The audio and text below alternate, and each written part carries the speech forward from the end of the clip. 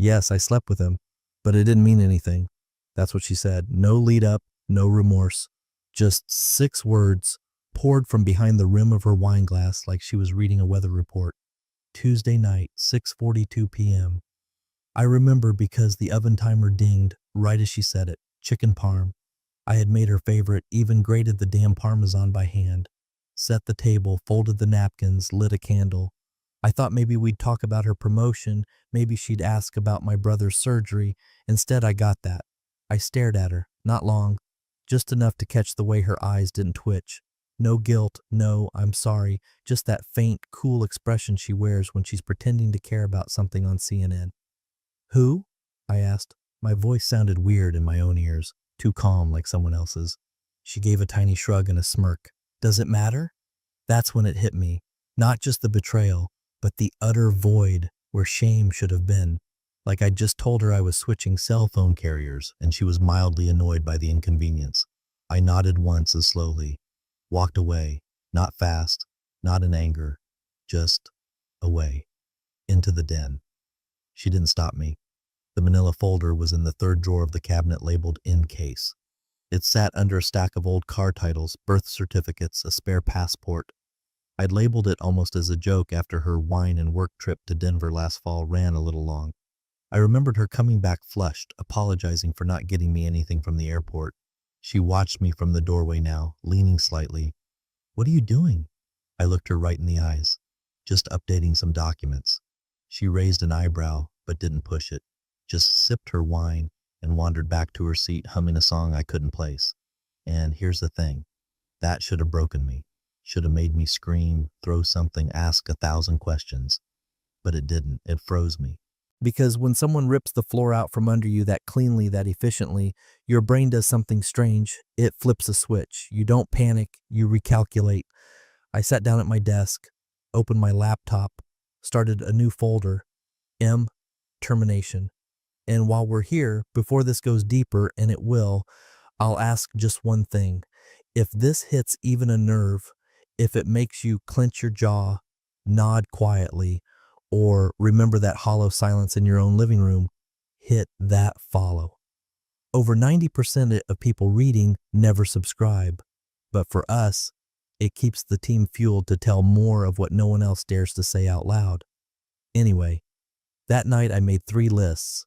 Every time she said she had a retreat in client offsite or late strategy meeting, every shared password she forgot I knew, every asset, account, or piece of paperwork she'd casually asked me to just take care of. There was a time I thought marriage was a shared houseplant, something you both watered and hoped wouldn't die. But what she handed me tonight wasn't neglect. It was roundup. The rest of the evening was quiet. She scrolled her phone on the couch, laughed at a meme, asked if I wanted to watch something. I said I was tired. I lay in bed staring at the ceiling, listening to the faint buzz of her vibrator through the wall as she unwound in the guest room. Didn't mean anything, huh? My hand rested on the manila folder beside me like a Bible, not for comfort, for direction, because if this meant nothing to her, then so would the next chapter. The next morning, she kissed me on the cheek and left lipstick on my collar. She didn't even notice. Or maybe she did. Maybe it was a test. Maybe it was just another does he still have a spine or not moment. I didn't wipe it off. Let it sit there, through breakfast, through a silent coffee. She looked back once before leaving for morning team check-ins, as she called them now, less committal than saying she was going into work. Madison assumed I'd spiral, snoop, confront, demand names and timelines, but here's the thing. Confrontation is emotional, and I'd stepped off that ledge. I wasn't jealous anymore. I was curious. I sat at the kitchen island with my laptop and a yellow legal pad, opened her synced calendar. Thank God for shared iClouds and her terrible digital hygiene. I scrolled through the past 18 months. A few things popped immediately.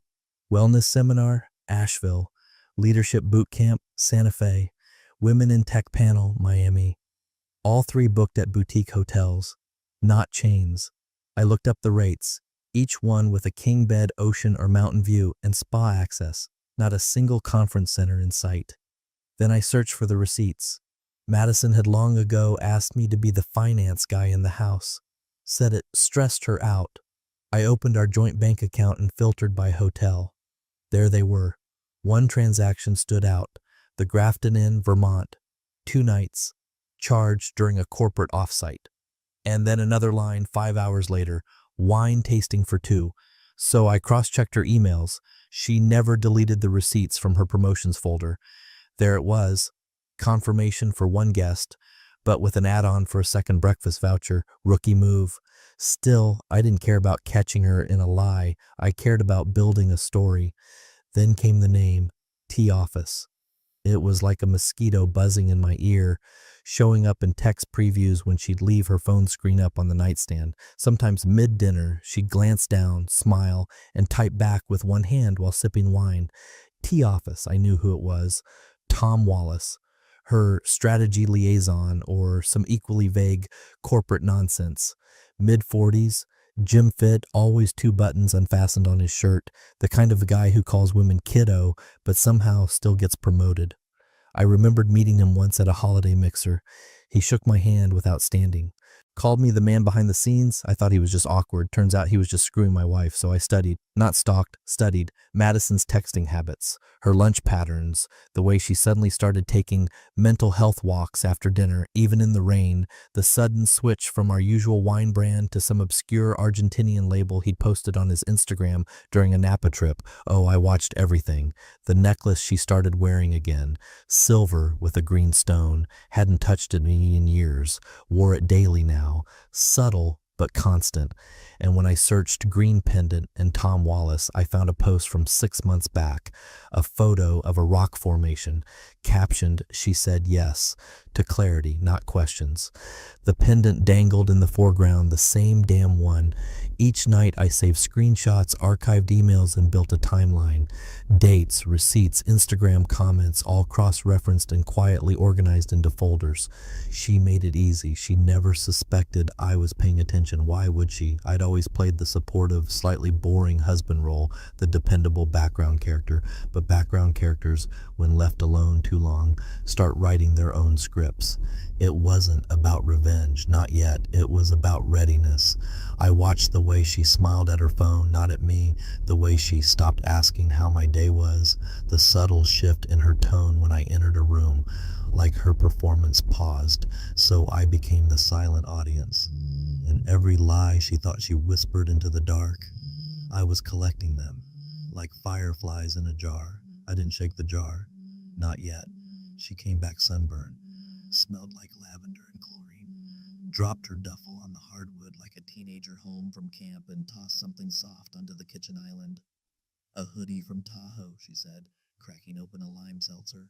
Didn't know your size, so I guessed large. I looked at the cheap tourist hoodie, forest green, stitched with fake vintage lettering. Lake Tahoe Mountain Heiress, 1939. Still had the tag on. Clearance rack, probably. I picked it up like it was radioactive. Thanks, I said, folding it neatly. We should talk soon. She didn't look up from her can. Still stuck on that night? She asked, voice flat with practiced irritation, like I was a boring rerun she was forced to watch again. No, I said, placing the hoodie on the hall bench, just figuring out what matters. That was all I gave her. I didn't ask where she'd stayed, didn't comment on the tan line around her ring finger or the bruise on her collarbone that looked suspiciously like a fingerprint. I didn't even blink when she mentioned Erica from accounting 3 separate times in 20 minutes, like she was trying to staple an alibi to the conversation. Instead, I poured a drink, sat down at the dining table, and watched her scroll, thumb tapping quickly, giggling under her breath. She caught me staring once and smirked. Jealous? I smiled. No, just amazed how fast you text for someone who claims to hate typing. She rolled her eyes and went back to her screen. That night, while she slept in the guest room, she claimed I snored too loud, though we both knew better. I slipped into the office and powered up my laptop. I moved like a surgeon now, calm, methodical. First, I downloaded 6 months of our joint financial records, cross-referenced anything marked travel and lodging or Uber, opened another tab, created a new folder in my private cloud drive, labeled it Exit Prep. Then I took screenshots of every credit card transaction that overlapped her so-called retreats, Uber drop-offs that ended at downtown hotels, flights billed to her card but not logged on her shared calendar. I created a spreadsheet, columns, date, cover story, actual location, associated charges, discrepancies. I copied over our mortgage info, insurance policies, retirement accounts, even the password list she wrote on a post-it and stuck under the top drawer. She never thought I'd look there. Too invasive, she once said, as if trust meant never being curious about lies. Then I bookmarked a divorce lawyer, no flashy billboard type. This one specialized in quiet dissolutions, corporate clients, asset protection. His bio included a single quote: "Silence is leverage. Madison always said I was too passive, that I let people walk over me. I used to believe her. Now I understood she mistook patience for weakness." At 1:12 a.m., I went into our bedroom. She wasn't there.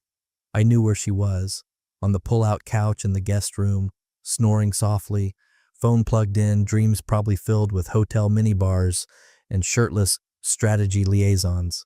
I stood in the doorway for a full minute, just watched her. Her face looked so young in sleep, almost innocent. It made me sick.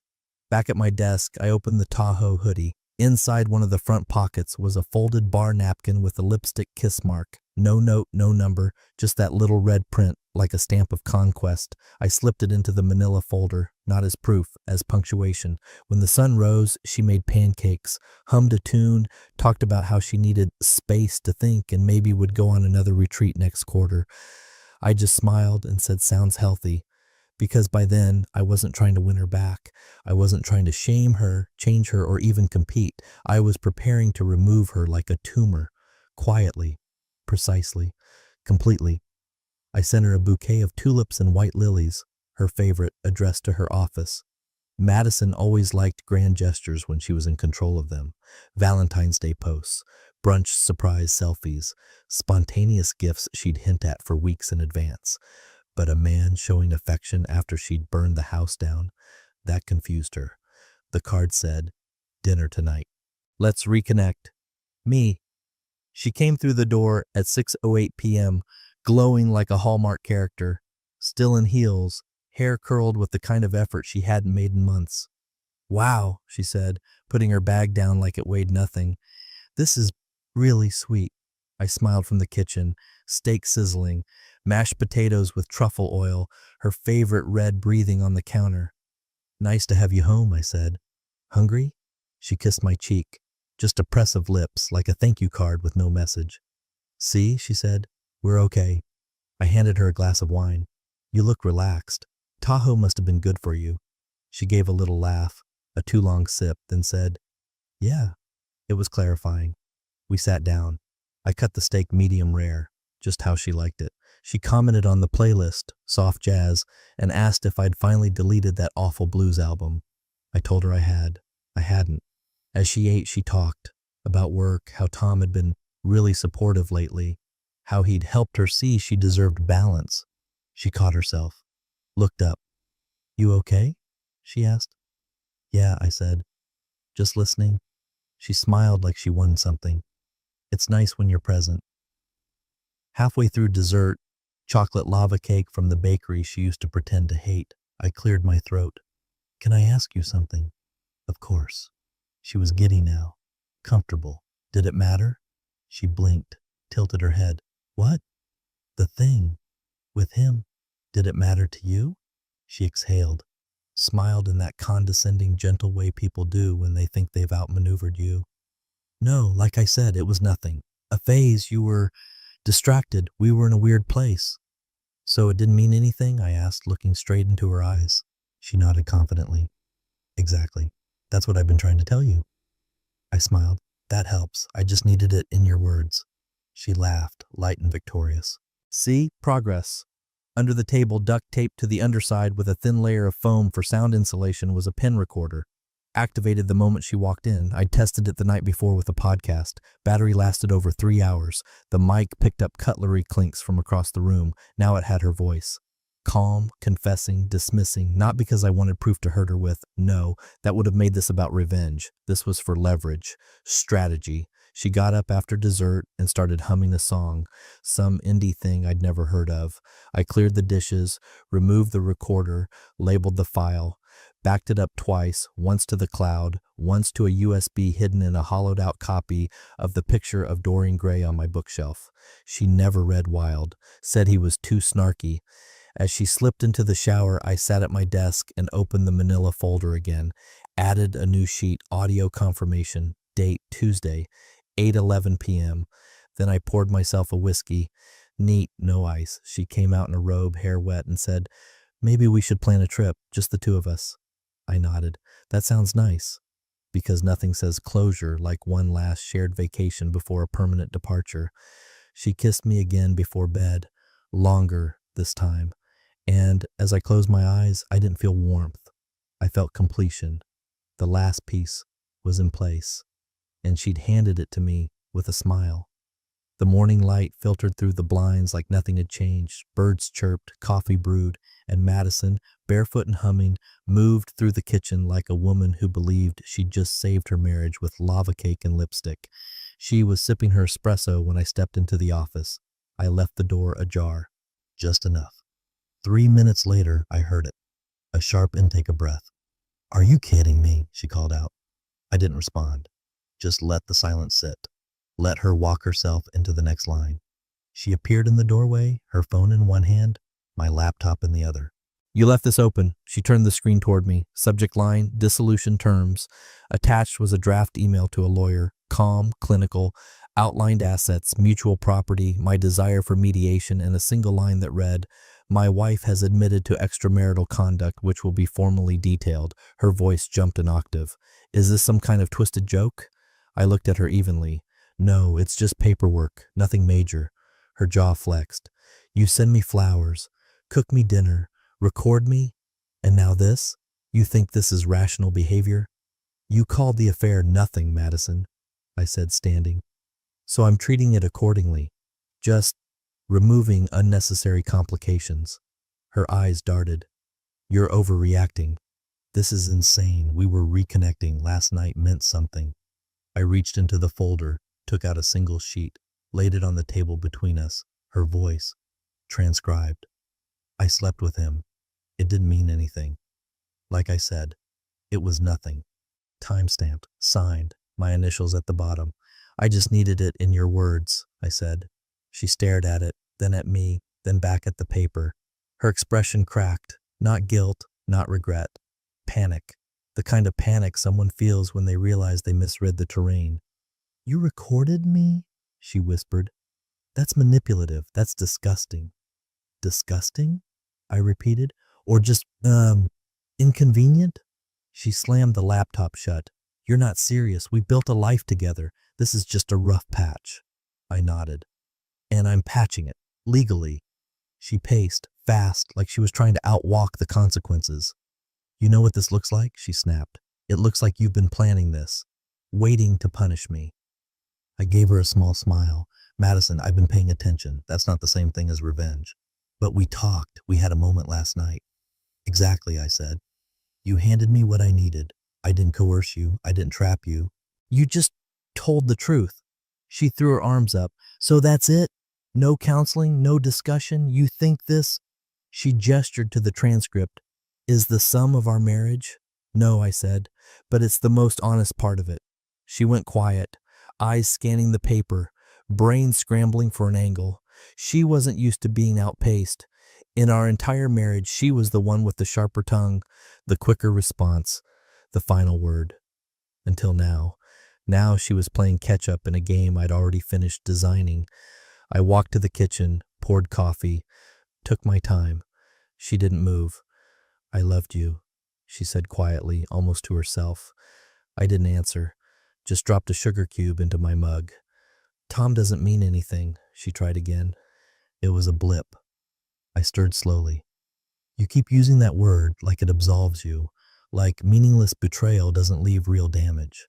She opened her mouth, closed it. "Don't worry," I added. "I'm not burning the house down.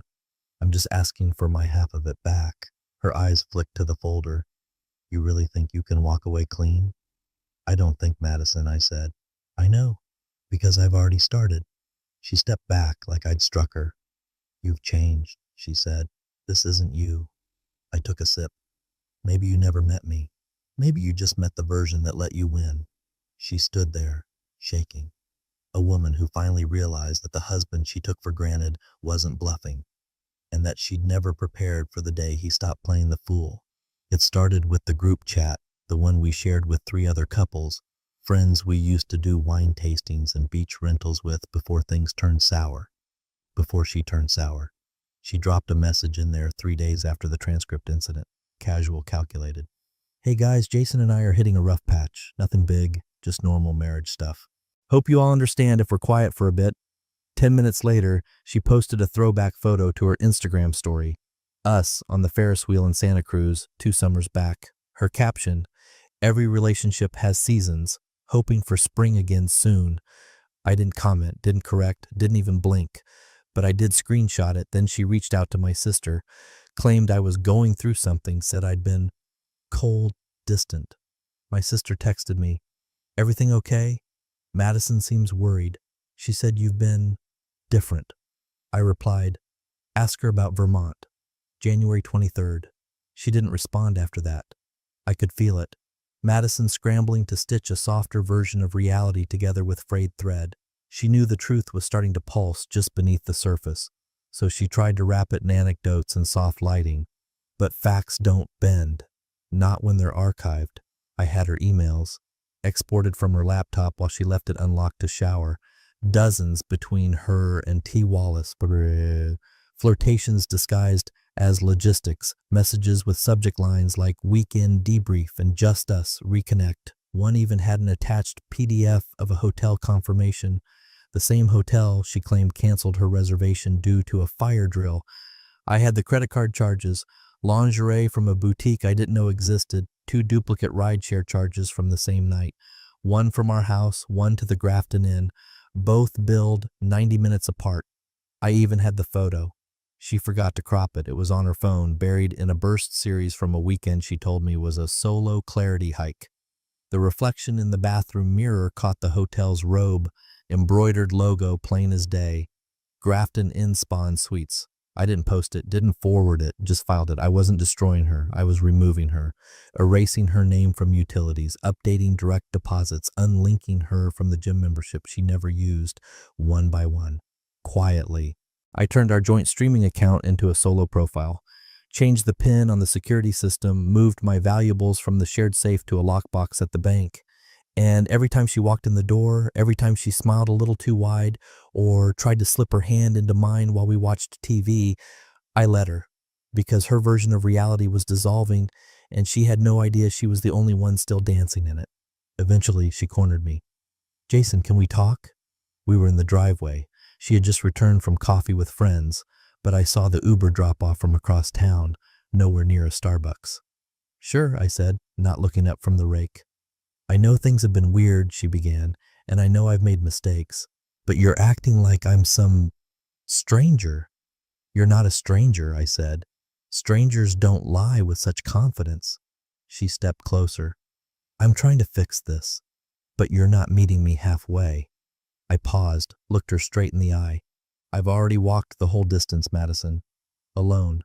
And I know what's on the other side." Her lips parted like she had a response ready, but nothing came.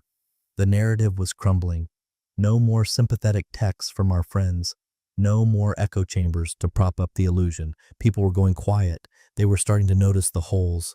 A mutual friend emailed me, subject line, "Saw the statements." One line inside, "You don't have to explain. Just know I get it." She couldn't plug the leaks fast enough. And for once, her charm, her golden, performative, Instagram-filtered charm, wasn't enough. Because I didn't need to expose her. I just needed to outlast the act. And the curtain was dropping. She suggested therapy like it was an olive branch, but the stem was already snapped. "We owe it to ourselves," she said, hands folded across the dinner table like a concerned neighbor instead of the woman who'd unspooled a decade of marriage for hotel wine and whispered meetups. "At least, try, Jason. Don't you want to say we tried?" Tried? I'd already tried. Tried during those late nights when she claimed she was catching up on invoices. Tried during the 2-month intimacy blackout she chalked up to hormones. Tried during Tahoe, Vermont, Miami, and every other postcard-perfect location where she left breadcrumbs to another life. But I nodded. Okay, I said. Let's try. Because sometimes the best strategy is to walk straight into the performance and play your part until the spotlight hits them. We picked a practice downtown.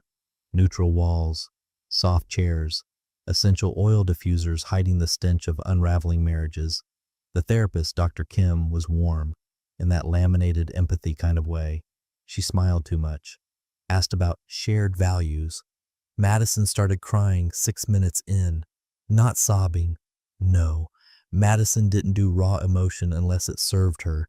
This was a curated breakdown, theatrical tears, the kind that glistened but didn't smudge her mascara. I just feel like he's so far away now, she said, voice cracking at just the right places.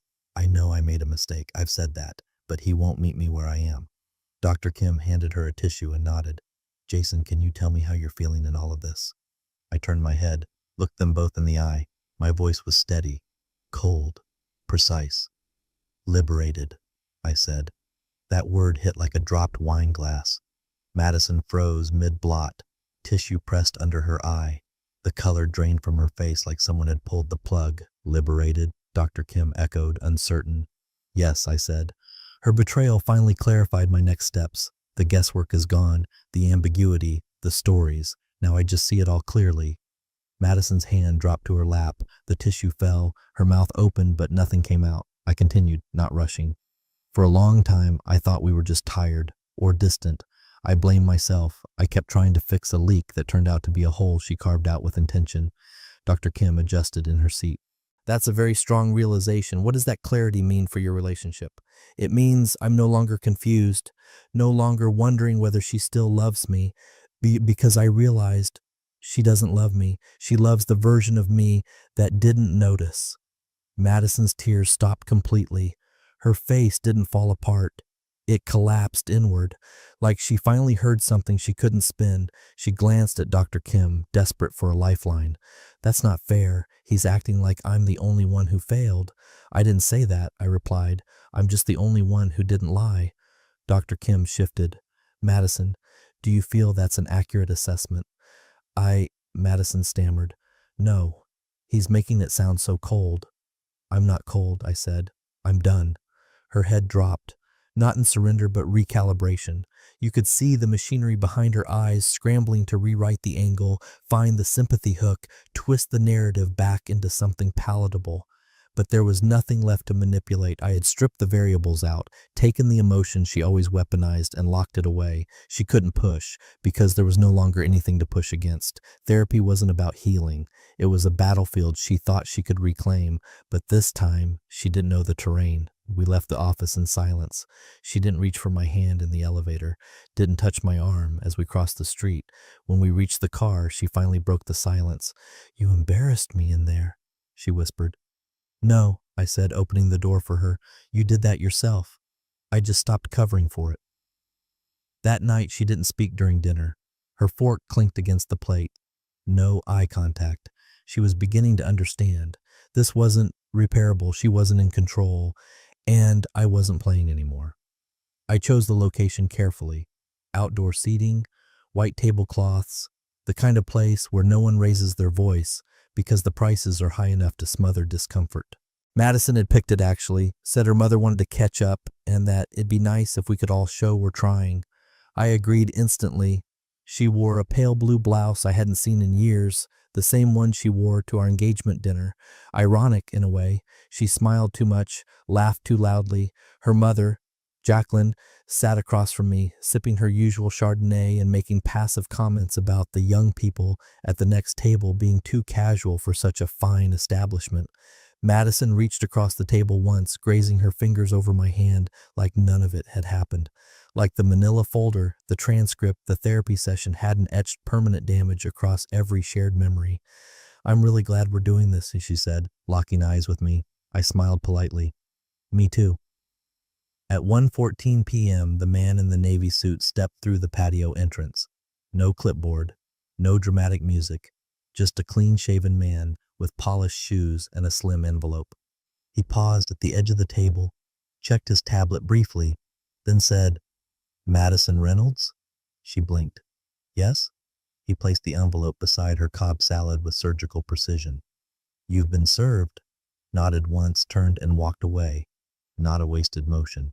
Jacqueline let out a soft gasp, hand flying to her mouth like she'd just watched someone tip over a wedding cake. Madison stared at the envelope like it was radioactive. Jason, she said, voice sharp but trembling. Are you serious? I picked up my water, took a sip. It's just paperwork. Nothing major. Like your affair, just a moment, right? Her face lost color. All the performative charm drained like someone flipped a switch. Even her mother couldn't mask the shift in air. Jacqueline cleared her throat. What is this? Divorce? You're divorcing my daughter here? I turned to her calm. I'm just responding. She acted first. I'm finishing it. Madison fumbled with the seal, tore it open too fast. Papers slid out like confessionals. Top page, petition for dissolution of marriage. Midway through, itemized asset division, signed financial statements, and a clause noting documented extramarital activity with named individual Mr. T. Wallace. She tried to laugh, weak and shaky. You can't just include that. You can't make it legal. It already is, I said. It's part of the record now. You're trying to ruin me. Her voice cracked, not loud, but splintered, desperate. No, I said, just recalibrating. You ruined the life we had. I'm giving you one that fits what you clearly wanted. Jacqueline didn't say a word. Her eyes were on the documents now, slowly scanning the words like they were in another language. The line about infidelity hung in the air between us like smoke from a kitchen fire. Madison's hand trembled as she stacked the papers, mouth moving silently like she was rehearsing a response she hadn't written yet. You could have just talked to me, she said finally, so quiet I almost didn't catch it. I did, I replied. For years. You just had your ears pointed somewhere else. Her mother looked at her then, really looked at her. I caught it, the recognition, not sympathy, not judgment, just a mother suddenly unsure of the daughter she thought she raised. I didn't think you'd actually go through with this, Madison whispered. And I didn't think you'd throw it all away for a man who wears loafers without socks, I said. Yet here we are. She looked around, realized people were watching, realized this wasn't just a private collapse, it was public, a reckoning. I stood up, buttoned my jacket. You don't have to finish lunch on my account. Everything's paid for. Madison didn't move. Jacqueline cleared her throat. Jason, she started. I wish you both a very honest afternoon, I said, and I walked away. Not fast, not dramatic, just precise. Behind me, silverware clinked, a chair scraped. And the sound of Madison's composure finally cracking echoed louder than any shouting match ever could. The story wasn't just mine anymore. It was official and public. She called on Monday. I let it ring. Tuesday, she sent a voice memo, said she needed context, that everything had spiraled too fast, that we could still fix this if we were willing to name the pain. Her voice was soft, performative, like a therapist guiding a session, but with a tremor she couldn't quite hide. Wednesday, 2 emails, one long, one longer. First was a plea. Second was a lecture disguised as vulnerability. Both ended with, we can start fresh. Thursday, a knock at my office door. She left a potted plant, a peace lily. Inside the soil was a folded Polaroid from our trip to Maine, the one where we stood at the edge of Acadia, wind-whipped, grinning like idiots. She'd written on the back, we've survived worse. Let's remember who we are. I donated the plant to the local shelter, left the photo in the break room with no explanation. By Friday, the text turned desperate. I didn't choose him, Jason, not really. I made a mistake. 1, you're blowing up a life we spent years building. No one will love you like I did. That last one made me laugh out loud, not because it wasn't true, but because of how brutally right it was. No one would love me the way she did, with conditions, with corrections, with exits already scouted. Saturday, silence. I thought maybe she'd finally accepted it, that the performance had run out of lines. But Sunday morning, she showed up at my door. No makeup, eyes red, hoodie too big. She looked like someone impersonating grief for a role she didn't fully understand. I didn't think you'd really leave, she said, voice cracking like a bridge giving way. I didn't invite her in, just stood in the doorway holding a manila envelope, this one thin, light, clean. Inside the signed divorce decree. She saw it, eyes scanned the top line, froze at the official stamp. Is this final? She asked. I handed it to her. It is now. She didn't take it at first, just stared like it was going to bite her, like maybe if she didn't touch it, it wouldn't be real. Then slowly she reached out, took it like it was radioactive. Her hands were shaking. I don't understand, she said. After everything, the therapy, the dinner, you said you wanted to try. I said we should talk, I corrected. I said I was listening, but none of it meant what you wanted it to. Tears slid down her face. Real ones, maybe, but they didn't move me. You can't just erase someone, she whispered. I'm not erasing you, Madison, I said. I'm just no longer volunteering to be buried under your edits. She opened her mouth to argue, closed it, opened it again. I didn't think it would matter this much. It wasn't supposed to be serious. I nodded. That's the thing about damage. It's never serious to the one holding the match. She reached out then, reflexively, like maybe if she touched me, the years would collapse back into something salvageable. I stepped back, not out of spite, out of finality. I didn't leave you, Madison, I said. I just finally realized what I was living with, and I walked out of the fire. She looked down at the envelope, then back at me. You really mean it? I didn't answer. I didn't have to, because some truths don't need repeating. They just need signing, filing, and finishing.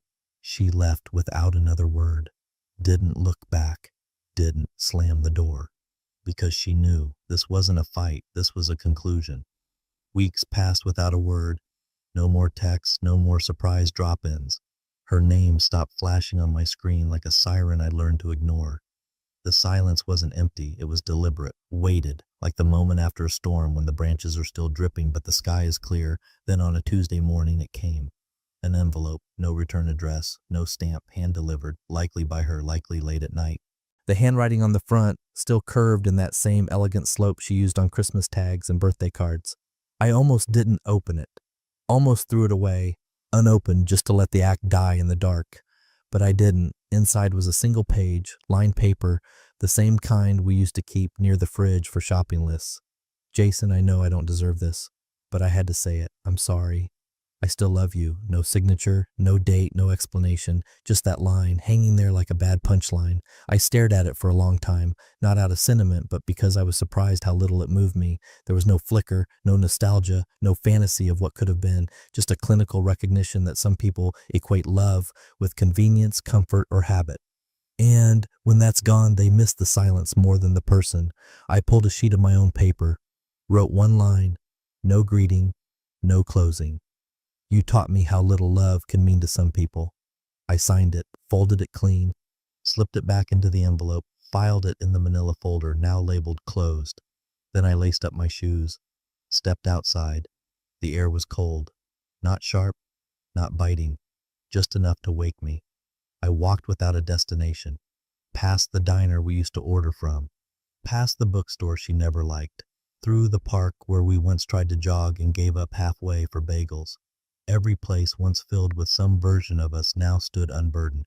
No ghosts, no pull, just space. And as I walked, I didn't feel victorious, I didn't feel angry. I felt everything I hadn't allowed myself to feel in years, without apology, without explanation, peace.